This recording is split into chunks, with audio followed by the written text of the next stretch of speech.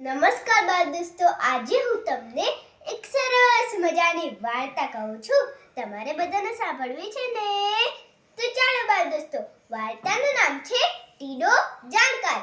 એક હતા ટીડા ડોશી. તે જ્યોતિષ હતા, પણ તે જ્યોતિષ વિદ્યા જાણતા ન હતા, પરંતુ તેમની અવલોકન કરવાની ક્ષમતા ખૂબ જ તીવ્ર હતી.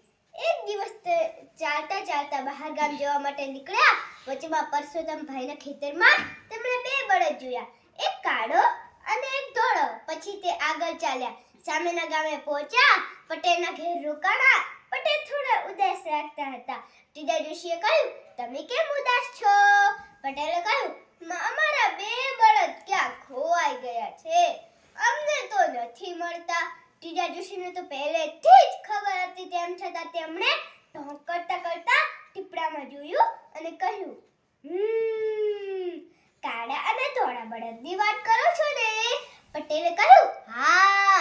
ટીડા ડોશીએ કહ્યું, તમે થોડા આગળ જશો ને, ત્યાં પરસોત્તમભાઈના ખેતરમાં તમારા બે બળદ ચરતા હશે. આ સાંભળી પટેલ અને પટલાણી બંને દોડતા દોડતા જાય છે અને ખેતરમાં જઈને જુએ છે તો ખરેખર તેમના બે બળદ ચરતા હોય છે. તેઓ બળદને જોઈને ખૂબ જ રાજી થાય છે અને તેઓ બળદને લઈને ઘરે આવે છે અને પછી ટીડા ડોશીના વખાણ કરે છે. વાહ ટીડા ડોશી વાહ, શું તમારી જ્યોતિષ વિદ્યા, શું તમારું ટીપણું. આવી રીતના ટીડા ડોશીના વખાણ કરે છે. તે જ ગામમાં બીજા એક પટેલ રહેતા હોય છે. તેમને પણ ટીડા ડોશીની પરીક્ષા લેવાનું મન થાય છે. તેમણે ટીડા ડોશીને તેમના ઘરે જમવા માટે બોલાવ્યા. ટીડા ડોશી અને પટેલ બહાર ખાટલા પર બેઠા હોય છે અને ઘરમાં પટલાણી રોટલા કરતી હોય છે. રોટલો તાવડી ઉપર મૂકે એટલે ઠપ અવાજ આવતો હોય છે. ઠપ ઠપ અવાજને ટીડા ડોશી ગણતા હોય છે અને પછી પટેલ અને ટીડા ડોશી જમવા બેસે છે. જમતા જમતા પટેલ કહે છે, કહો તો ટીડા ડોશી, મારી પત્નીએ કેટલા રોટલા બનાવ્યા છે? આ સાંભળી ટીડા ડોશીને તો પહેલેથી જ ખબર હતી, તેમ છતાં તેમણે ઢોંક કરતા કરતા ટીપણામાં જોયું અને કહ્યું, રોટલાની વાત કરો છો ને? પટેલે કહ્યું, હા. ટીડા ડોશીએ કહ્યું, તમારી પત્નીએ 13 રોટલા બનાવ્યા છે. આ સાંભળી પટલાણીએ કહ્યું, તમે તો સાચું જ બોલો છો કે મેં તો 13 જ રોટલા બનાવ્યા છે. અને પછી ટીડા ડોશીના પટેલ અને પટલાણી ટીડા ડોશીના વખાણ કરવા માંડે છે. વાહ ટીડા ડોશી વાહ, શું તમારી જ્યોતિષ વિદ્યા, શું તમારું ટીપણું. અને આખા ગામમાં ટીડા ડોશીની વાહે વાહ થઈ જાય છે.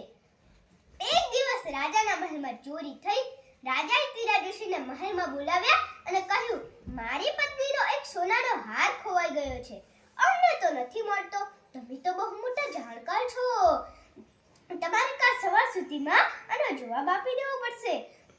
ટીડા ડોશી તો ગભરાણા અને મનમાં અને પછી તેમણે રાત્રિ રોકાણ રાજમહેલમાં જ કર્યું.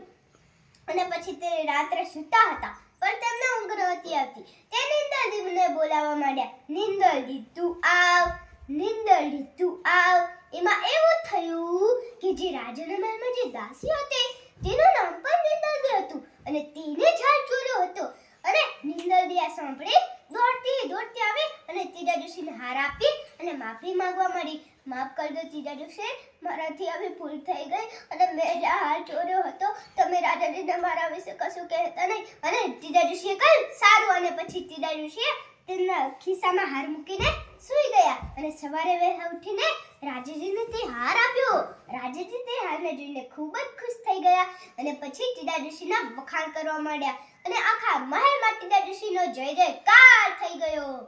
અને પછી ટીડા ડોશીને ઘરે જવાનો સમય થઈ ગયો. ટીડા ડોશી રાજાને ટીડા ડોશીના ફરી એકવાર ટીડા ડોશીની પરીક્ષા લેવાનું મન થયું. ટીડા ડોશી આગળ ચાલે, પાછળ રાજાજી ચાલે. ત્યાં એક તીર ઉડતું હતું. તે રાજાએ પકડી લીધું અને કહ્યું, કહો તો ટીડા ડોશી, મારા હાથમાં શું છે?